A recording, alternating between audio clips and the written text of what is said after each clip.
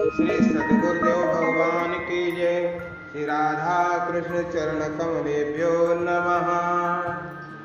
कीर्तन।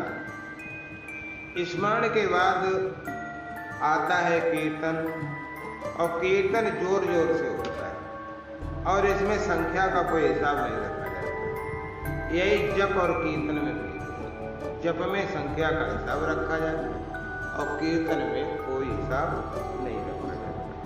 जप जितना गुप्त होता है उतना ही अधिक महत्वपूर्ण है, परंतु कीर्तन जितना ही गगन भेदी स्वर में होता है उतना ही उसका बड़ा महत्व है। कीर्तन के साथ संगीत का संबंध है। कीर्तन में पहले पहले सुरों की एक तानता करनी पड़ती है। कीर्तन के कई प्रकार हैं। अकेले ही भगवान के किसी नाम को आर्त भाव से पुकार उठना, जैसे द्रौपदी और गजराज आदि ने पुकारा था, राधे राधे राधे राधे। नंबर 2, अकेले ही भगवान के गुण नाम, कर्म नाम, जन्म नाम और संबंध नामों का विस्तार पूर्वक और संक्षेप में जोर जोर से उच्चारण। नंबर 3, भगवान के किसी चरित्र या भक्त चरित्र के किसी कथा भाग का गान करना और बीच बीच में नाम कीर्तन करते चलना। नंबर 4, कुछ लोगों का एक साथ मिलकर प्रेम से भगवान नाम गान करना और अधिक लोगों का एक साथ मिलकर एक सुर से नाम कीर्तन करना। इसके सिवा और भी अनेक भेद हैं। जब मनुष्य किसी दुख से घबराकर जगत के सहायकों से निराश होकर भगवान से आश्रय याचना करता हुआ जोर से उनका नाम लेकर पुकारता है, तब भगवान उसी समय भक्त की इच्छा के अनुकूल स्वरूप धारण कर उसे दर्शन देते हैं और उसका दुख दूर करते हैं। श्री भगवान के रामा अवतार और कृष्णा अवतार में असुरों के द्वारा पीड़ित सुर मुनियों ने मिलकर पहले 8 सुर से ही कीर्तन किया था। जिस समय एक वस्त्रा देवी द्रौपदी कौरवों के दरबार में केश पकड़कर लाई जाती है, दुर्योधन उसके वस्त्र हरण करने के लिए अमित बलशाली दुशासन को आज्ञा देता है। उस समय द्रौपदी को यह कल्पना ही नहीं थी कि इस बड़े बूढ़े धर्मज्ञ विद्वान और वीरों की सभा में ऐसा अन्याय होगा। परंतु जब दुशासन सचमुच वस्त्र खींचने लगता है, तब द्रौपदी घबरा कर राजा धृतराष्ट्र, पितामह भीष्म, गुरु द्रोणाचार्य तथा अपने वीर 5 पतियों की सहायता चाहती। परंतु भिन्न भिन्न कारणों से जब कोई भी उस समय द्रौपदी को छुड़ाने के लिए तैयार नहीं होता, तब वो सबसे निराश हो जाती है और सबसे निराश होने के बाद ही भगवान की अनन्य स्मृति हुआ करती है। दुशासन बड़े जोर से साड़ी खींचता है। एक झटका और लगाते ही द्रौपदी की लज्जा जा सकती थी। द्रौपदी की उस समय की दीन अवस्था हम लोगों की कल्पना में भी पूरी नहीं आ सकती। महलों के अंदर रहने वाली एक राजरानी पृथ्वी के सबसे बड़े 5 वीरों द्वारा रक्षिता कुल रमणी रजस्वला अवस्था में बड़े बूढ़े तथा वीर पतियों के सामने नंगी की जाती हो, उस समय उसको कितनी मर्म वेदना होती है, इस बात को वही जाने। कवियों के कलम शायद कुछ कल्पना करे। खैर, द्रौपदी ने निराश होकर भगवान का स्मरण किया और वह व्याकुल होकर पुकार उठी, गोविंद द्वारिका वासिन कृष्ण गोपी जन प्रिय कौरवै परिभूता मां किम न जानासि केशव। हे नाथ हे रमानाथ ब्रजनाथार्थ नाशन कौरवार्णव मगना मामुद्धर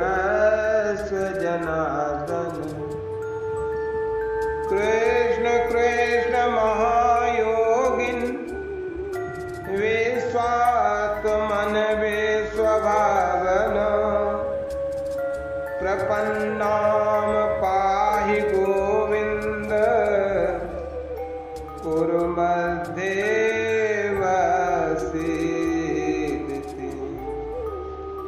हे द्वारिकावासी गोविंद, हे गोपी जन प्रिय कृष्ण, क्या मुझ कौरवों से घिरी हुई को तू नहीं जानता?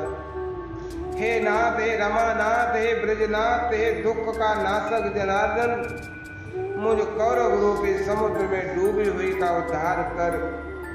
हे विश्वात्मा, हे विश्वभावन कृष्ण, हे महायोगी कृष्ण, कौरवों के बीच में हताश होकर तेरे शरण आने वाली मुझको तू बचा। व्याकुलता पूर्ण नाम कीर्तन का फल तत्काल होता है। जब सबकी आशा छोड़कर केवल मात्र परमात्मा पर भरोसा कर उसे एक मन से कोई पाता है, तब वो करुणा सिंधु भगवान एक क्षण भी निश्चिंत और स्थिर नहीं रह सकता। उसे भक्त के काम के लिए दौड़ना ही पड़ता। नाम की पुकार होते ही द्रौपदी के वस्त्रों में भगवान आ घुसे। वस्त्रावतार हो गया, वस्त्र का ढेर लग गया। 10,000 हाथियों का वर रखने वाली वीर दुशासन की भुजाएं फटने लगी। 10,000 गज बल घट्यो घटो न 10 गज चीर। भक्त सूरदास कहते हैं, दुशासन के भुजा थकित भई बसन रूप भय श्याम। साड़ी का छोर न आया। और एक कवि कहते हैं, पाए अनुशासन दुशासन के कोप दायो, द्रुपद सुता को चीर गए भीर भारी है। बेसम करन द्रोण बैठे व्रत धारिता, कामिनी की ओर काहू नेकन निहारी है। सोनी के पुकार दाए द्वारिका तेज दुराई, बारत दुकूल खचे भुज बल भारी है। सारी बीच नारी है कि नारी बीच सारी है, सारी बीच नारी है कि नारी बीच सारी है, कि सारी ही की नारी है कि नारी ही की सारी है। दुशासन थक कर मुंह नीचा करके बैठ गया। द्रौपदी की लाज और उसका मान रह गया। भगवान नाम कीर्तन का फल प्रतिष्ठ हो गया। जब भगवान के पावन नाम की जय। इसी प्रकार गजराज की कथा भी प्रसिद्ध है। वहां भी इसी तरह की व्याकुलता पूर्ण नाम की पुकार थी। ये राज भी कोई यूं ही सच्चे मन से व्याकुल होकर पुकारे तो निश्चित है कि उसके लोक परलोक दोनों की सिद्धि निश्चित रूप में हो सकती है। इस बात का कई लोगों को कई तरह का प्रत्यक्ष अनुभव है। अतः प्रातः काल, सायंकाल, रात को सोते समय भगवान नाम का कीर्तन अवश्य करना चाहिए। जहाँ तक हो सके कीर्तन निष्काम और केवल प्रेम भाव से ही करना चाहिए। ये तो व्यक्तिगत नाम कीर्तन की बात हुई। इसके बाद आता है समुदाय में नाम कीर्तन का तरीका। महाराष्ट्र और गुजरात प्रांत में कीर्तनकारों के अलग अलग समुदाय हैं जो हरिदास कहलाते हैं। ये लोग समय समय पर मंदिरों में धर्म सभाओं और उत्सवों के अवसर पर बुलाए जाते हैं। इनका कीर्तन बड़ा सुंदर है। भगवान की किसी लीला कथा को या भक्तों के किसी चरित्र को लेकर ये लोग कीर्तन करते हैं। आरंभ में किसी भक्त का कोई एक श्लोक या पद गाते हैं और उसी पर उनका सारा कीर्तन चलता है।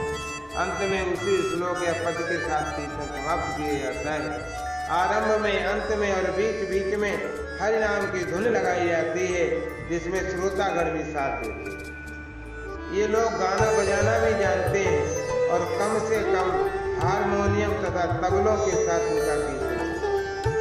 बीच बीच में सुंदर पद भी गा लेते हैं। इसमें दोष यही है कि इस प्रकार के अधिकांश कीर्तनकारों का ध्यान भगवान नाम की अपेक्षा सुर आलाप की तरफ अधिक रहता है। गुजरात में विवाह के अवसर पर एक दिन हर कीर्तन कराने की प्रथा है, तो बड़ी सुंदर मालूम है। अन्य अनेक प्रमादों में धन का नाश किया जाता है। वहाँ यदि इस प्रथा का प्रचार किया जाए तो लोगों के मनोरंजन के साथ ही साथ बड़ा पारमार्थिक लाभ भी हो सकता है। यह भी एक तरह का संकीर्तन है। इसके बाद वो कीर्तन आता है जो सर्व से, जिसका इस युग में विशेष प्रचार महाप्रभु श्री श्री गौरांग देव जी की कृपा से। इस कीर्तन का प्रकार ये है कि बहुत से लोग एक स्थान पर एकत्रित होते हैं। एक आदमी एक बार पहले बोलता है, उसके पीछे पीछे सब बोलते हैं, पर आगे चलकर सभी एक साथ बोलने लगते हैं। किसी एक नाम की ध्वनि को सब एक सुर से बोलते हैं, बोल करताल झांझ तालियां बजाते हुए गला खोल कर लज्जा छोड़ कर। जब धुन जम जाती है तब सुर का ध्यान आप ही छूट जाता है। कीर्तन करने वाला दल धुन में मस्त हो जाता है। फिर कीर्तन की मस्ती में नृत्य आरंभ होता है। रग रग नाचने लगती है, आंखों से अश्कों की धारा बहने लगती है, शरीर ज्ञान नष्ट हो जाता है। नवद्वीप, वृंदावन, अयोध्या, पंढरपुर में ऐसे कीर्तन बहुत हुआ करते। यह कीर्तन किसी एक स्थान में भी होता है और घूमते भी होता है। ऐसे प्रेम भरे कीर्तन में कीर्तन के नायक भगवान स्वयं उपस्थित रहते हैं। उनका तो ये प्रण ही है कि नाहम बसामि वैकुंठे योगिनाम हृदयेन च मदभक्ता यत्र गायन्ते तत्र तिष्ठामि नारद। मैं वैकुंठ में या योगियों के हृदय में नहीं रमता। मेरे भक्त जहाँ मिलकर मेरा गान करते हैं मैं वहीं रहता हूँ। इस प्रकार के कीर्तन में प्रेम सागर उमड़ता है, जगत भर को पावन कर देता है। इस कीर्तन में ब्राह्मण चांडाल सभी शामिल हो सकते हैं। जिसको प्रेम उपजा वही सम्मिलित हो गया, कोई रुकावट नहीं। जाति पात पूछे नहीं कोई, हरि को भजे सो हरि का होई। वही बड़ा है, वही श्रेष्ठ है जो प्रेम से नाम कीर्तन में मतवाला होकर स्वयं पावन होता है और दूसरों को पावन करता है। इस कीर्तन से एक बड़ा लाभ और भी। हरिनाम की तुमर धुन पापी पतित पशु पक्षी तक के कानों में जाकर सबको पवित्र और पाप मुक्त करती है। जिसके श्रवण रंध्र से भगवान नाम उसके अंदर चला जाता है, उसी के पाप मन को धोता है। एक वामन पुराण में वचन आता है कि नारायणो नाम नरो नराणाम प्रसिद्ध चौरा कथिता पृथिव्याम अनेक जन्मार्जित पाप संजयम हरते संसुतमाते। पृथ्वी में नारायण नाम रूपी नर प्रसिद्ध चोर कहा जाता है, क्योंकि वो कानों में प्रवेश करते ही मनुष्यों के अनेक जन्मार्जित पापों के सारे संचय को एकदम चुरा देता है। तो जिस हरिनाम कीर्तन का ऐसा प्रताप है, जो पुरुष जीव पाकर भी उसका कीर्तन नहीं करते, तो निश्चय ही मंदभागी हैं जो महामंत्र का जप नहीं करते। जिभ्याम लब्ध्वापि यो विष्णु कीर्तनीयं न कीर्तयेत् लब्ध्वापि मोक्षनिश्रेणी सारनारोहति दुर्मति। जो जिह्वा को पाकर भी कीर्तनीय भगवान नाम का कीर्तन नहीं करते, वे दुर्मति मोक्ष की सीढ़ियों को पाकर भी उन पर चढ़ने से वंचित रहे। कुछ लोग कहा करते हैं कि हमें जोर जोर से भगवान नाम लेने में शर्म आती है, संकोच होता है। मैंने ऐसे बहुत से अच्छे अच्छे लोगों को देखा कि जिन्हें 5 आदमियों के सामने या रास्ते में हरिनाम की पुकार करने में बहुत लगता है। अच्छा, झूठ बोलने में, कठोर वाणी के प्रयोग करने में, गालियां देने में, परनिंदा करने में, परचर्चा करने में, अनाचार व्यभिचार की बातें करने में कोई लज्जा नहीं आती, और भगवान नाम लेने में लज्जा आती। ये बड़ा ही दुर्भाग्य है भाई। यदि भगवान नाम से सभ्यता में बट्टा लगता हो तो ऐसी विस्मयी शुष्क सभ्यता को दूर से ही नमस्कार कर लेना चाहिए। धन्य वही है जिसके भगवान नाम के कीर्तन मात्र से, श्रवण और स्मरण मात्र से रोमांच हो जाता हो, नेत्रों में आंसू भर आते हो, कंठ रुक जाता हो। वास्तव में वही पुरुष नाम के योग्य है। ऐसे पुरुष की जगत को पावन करते हैं। भगवान श्रीमद् भागवत के 11वें स्कंद में कहते हैं, बाग गद गदा द्रवते यस्य चित्तम रुदत्यवीक्षणम हसित क्वचिच्च विलज्य उदगायत नृत्यते च मदभक्त युक्तो भुवनम पुनाति। जिसकी वाणी गदगद हो जाती है, हृदय द्रवित हो जाता है और जो बारंबार ऊंचे सुर से नाम ले लेकर मुझे पुकारता है, कभी रोता है, कभी हंसता है, कभी लज्जा छोड़कर नाचता है, ऊंचे सुर से मेरा गुणगान करता है, ऐसे भक्तिमान पुरुष अपने को पवित्र करे। इसमें तो बात ही क्या है, परंतु अपने दर्शन और भाषण आदि से जगत को पवित्र कर दे।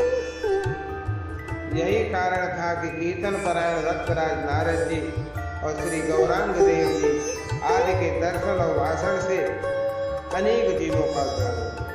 महाप्रभु के कीर्तन को सुनकर वन में रहने वाले भीषण सिंह, भालू आदि हिंसक पशु भी प्रेम में निमग्न होकर नाम कीर्तन करते हुए नाचने लगे थे। भगवान कहते हैं कि हे अर्जुन, गीत्वा तु मम नामानि नरतेन मम सन्निधौ इदं ब्रवीमि ते सत्यं गीतोऽहं तेन चार्जुन। जो मेरे नामों का गान करता हुआ मुझे अपने समीप मानकर मेरे सामने नाचता है, मैं सत्य कहता हूँ अर्जुन, मैं उनके द्वारा खरीदा जाता हूँ। कीर्तन की महिमा क्या कही, जो कभी कीर्तन करता है उसी भाग्यवान को इसके आनंद का पता है। जिसको ये आनंद प्राप्त करना हो वह स्वयं करके देख ले। वाणी इस आनंद के रूप का वर्णन नहीं कर सकते, क्योंकि ये मूक स्वादनवत गूंगे के गुड़ के समान केवल अनुभवजन्य वस्तु है। यहाँ तक बहुत संक्षेप में नाम जप स्मरण और कीर्तन संबंधी कुछ बातें कही। साधकों की सुविधा के लिए ये भेद कल्पना है, नहीं तो जप स्मरण और कीर्तन सब एक ही होते हैं। श्री भगवान के परम पावन नाम का किसी तरह भी ग्रहण हो कल्याणकारी। नाम के ही प्रताप से प्रहलाद ने जड़ में से चेतन रूप भगवान को अवतार लेने के लिए बाध्य कर दिया। नाम के प्रताप से ही वो अग्नि सांप आदि से बच गया, जहर पीकर भी नहीं मरा। नाम के प्रताप से ही मीरा के लिए जहर हरिचरणामृत हो गया। नाम के ही प्रताप से नारद व्यास सुखदेव आदि जगत पूछे हैं। नाम के प्रताप से ही ब्रह्मा जी सृष्टि रचने में समर्थ हुए। नाम के प्रताप से ही पानी पर पत्थर तैर गए और नाम के प्रताप से ही श्री हनुमान जी 400 योजन का सागर अल्प आयात से लांघ गए। नाम के ही प्रताप से श्री शंकर, रामानुज, वल्लभाचार्य, मध्वाचार्य, लिंबकाचार्य, चैतन्य आदि आचार्यों ने भगवत भाव को प्राप्त किया और उसी के प्रताप से आज उनके शिष्य और वंशज पूजित हो गए। नाम की महिमा कहाँ तक है? शेष, महेश, गणेश, शारद भी जिसका वर्णन नहीं कर सकते, उसका वर्णन मैं कैसे कर सकता? तो एक बार नाम का मजा चख लेता वो पागल हो जाता, उसके सारे पाप ताप मिट जाते हैं, वो स्वयं मुक्त होकर दूसरों के लिए मुक्ति का मार्ग खोल देता है। संतों ने इसी के बल से जनता को मुक्ति के राह बतलाने में सफलता प्राप्त की थी। नाम ही जीवन है, नाम ही धन है, नाम ही परिवार है, नाम ही इज्जत है, नाम ही कीर्ति है, नाम ही स्वर्ग है और नाम ही अमृत है। नाम के समान न ज्ञान है, न व्रत है, न ध्यान है, न फल है, न दान है, न सम है, न प्रयास है। न नाम सदृशम ज्ञानम, न नाम सदृशम व्रतम, न नाम सदृशम ध्यानम, न नाम सदृशम फलम। नामैव परमः मुक्तिर्नामैव परमः गतिः, नामैव परमः शान्तिर्नामैव परमः स्थितिः। नाम ही परम शांति, नाम ही परम निष्ठा है, नाम ही परम भक्ति है, नाम ही परम मुक्ति है, नाम ही परम प्रीत है और नाम ही परम स्मृति है। नाम ही प्रभु है और नाम ही परम आराध्य है और नाम ही परम गुरु है। भगवान अर्जुन को समझाते हुए कहते हैं, अर्जुन नाम युक्तं जना दृष्ट्वा स्निग्धो भवतो नरः स याति परमं स्थानं विष्णुना सह मोदते। तस्मान्नामानि कौन्तेय भजस्व दृढमानसः नामयुक्ता प्रियोस्माकं नामयुक्तो भवार्जुन। नामयुक्त पुरुषों को देखकर जो मनुष्य प्रसन्न होता है वो परम धाम को प्राप्त होकर विष्णु के साथ आनंद करता है। अतएव हे कौन्तेय, दृढ़ चित्त से नाम भजन करो। नाम युक्त व्यक्ति मुझे बड़ा प्रिय है। हे अर्जुन, तुम भी नाम युक्त हो। ये जो भारतीय हिंदू जाति में कभी एकता हो सकती है, ये जगत का सारा आस्तिक समाज कभी प्रेम के एक सूत्र में बंध सकता है, यदि कभी जगत में विश्व प्रेम का पूरा प्रसार हो सकता है, मेरी समझ से वो केवल और केवल भगवान नाम से ही संभव। आज भगवान को भूलकर लोग कार्य करते हैं, इसीलिए तुम्हें सफलता नहीं। मैं तो सबसे यही प्रार्थना करूंगा कि वैर विरोध, हिंसा, मत्सर, काम, क्रोध, असत्य, अस्तेय यथासाध्य परित्याग कर सब श्री भगवान नाम के साधन में लग जाए। मेरी समझ से इसी से लौकिक और पारलौकिक दोनों प्रकार की सिद्धियां प्राप्त हो सकती हैं। नाम प्रेमियों का संग, प्रतिदिन नाम जप का कुछ नियम, भोगों में वैराग्य की भावना और संतों के जीवन चरित्र का अध्ययन, ये नाम साधन में बड़ी सहायक है। इन चारों की सहायता से नाम साधन में सभी को लगना चाहिए। मेरा तो ये दृढ़ निश्चय है कि नाम से असंभव भी संभव हो सकता है और इसके साधन में किसी के लिए कोई रुकावट भी नहीं है। ऊंचे वर्ण का हो, नीचे वर्ण का हो, पंडित हो, मूर्ख हो, सभी इसके अधिकारी। बल्कि ऊंचा वही है, बड़ा वही है भगवत जो भगवान नाम परायण है, जिसके मुख और मन से निरंतर विशुद्ध प्रेम पूर्वक श्री भगवान नाम की ध्वनि निकलती है।